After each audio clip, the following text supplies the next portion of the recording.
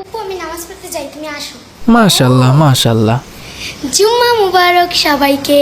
জুম্মা মোবারক। জুম্মা মুবারক, জুম্মা যাও, আমি মুবারক। আসতেছি একটু শেষ করে।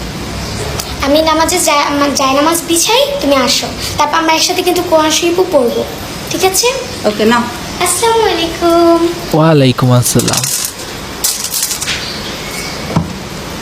সবাই খুব ভালো থাকবেন। জি ইনশাল্লাহ ফুফি, আপনিও ভালো থাকবেন। আরে কারা বলে টিকটকাররা খারাপ? টিকটকাও এখন ভালো মানুষ আছে, দেখলেন না কি সুন্দর পর্দাশীল মানুষ। কি যে মানে মনটা জুড়ে গেল। তো চলেন দেখি মানুষ ওদেরকে কমেন্ট বক্সে কেমন একটু ভালোবাসা দিল, দেখে আসি। আমি হেসে ফেলেছি, এখন কি সমাজ আমাকে মেনে নিবে? অবশ্যই মেনে নিবে না, কারণ এত সুন্দর ভিডিওতে আপনার হাসা একদমই উচিত হয়নি। আমিও দু চার ভিডিও দেখেছি, তাতে কি আমার পাপ হবে? অবশ্যই হবে। আপনি এত সুন্দর ভিডিও অজু ছাড়া দেখছেন কেন? জলদি করে গিয়ে অজু করে আসেন, চান। ইদানিং অনেকে জান্নাত থেকে পালাইছে। বাঙালি জাতি জীবনও ভালো হইব না। কি সুন্দর পর্দা করে ভিডিও করতেছে, কিন্তু আপনারা হেই ট্রলি করতেছেন তাদেরকে নিয়ে। মানে এগুলো তো মানা যায় না। মানে আপনারা কি কখনোই ভালো হইবেন না? হ্যাঁ দেখেন কত সুন্দর পর্দা করে ভিডিও বানাইতেছে।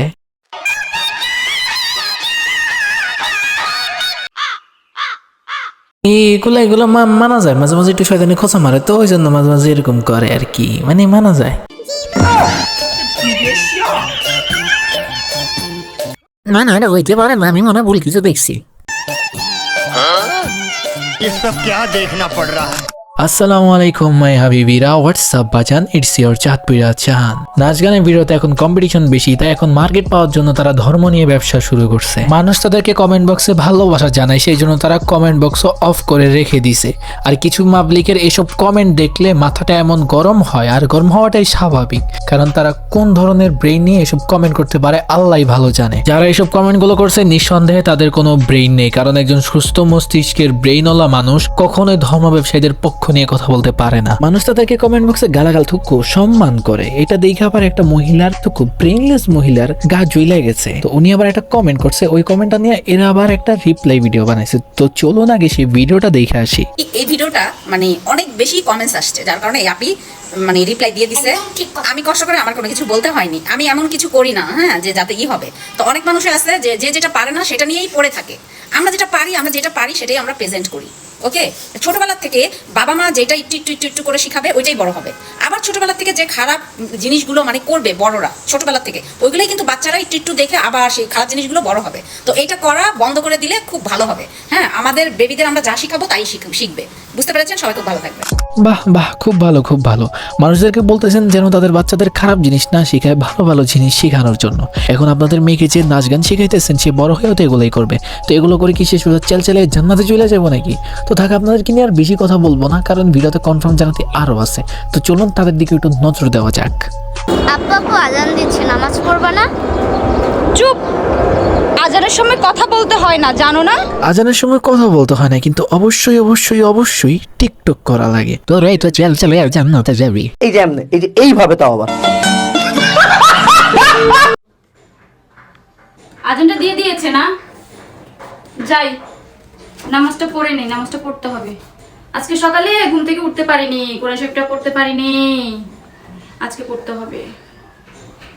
আল্লাহ আল্লাহ আল্লাহ আল্লাহ আল্লাহ আল্লাহ আল্লাহ, মানুষের হেদায়েত করো, আল্লাহ হেদায়েত করো। আমিন আমিন। আল্লাহ আসলে ওকে হেদায়েত দরকার, আল্লাহ আবার একটা হেদায়েত দান করো আল্লাহ। আমিন আমিন সুম্মা আমিন।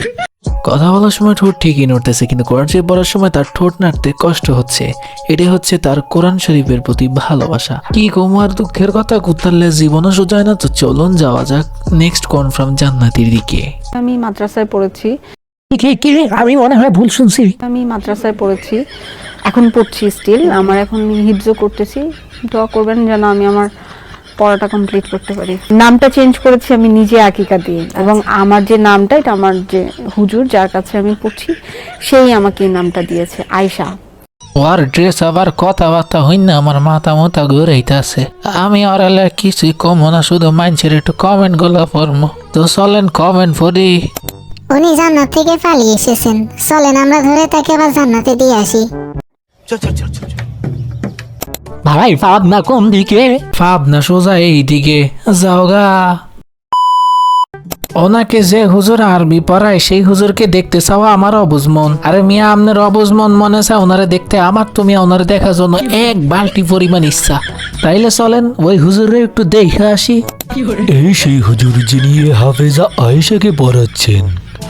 এই জন্যই তো বলি এই হাফেজ তো পদ্মাশীল হইল কেমনে।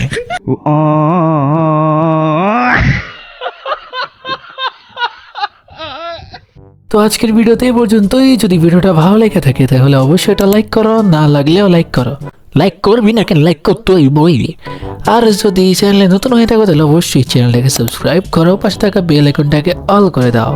দেখা হবে আরো কোনো এক নতুন ভিডিওতে। সে পর্যন্ত খায়া না খায়া সবাই ভালো থাকো, সুস্থ থাকো। আল্লাহ হাফেজ।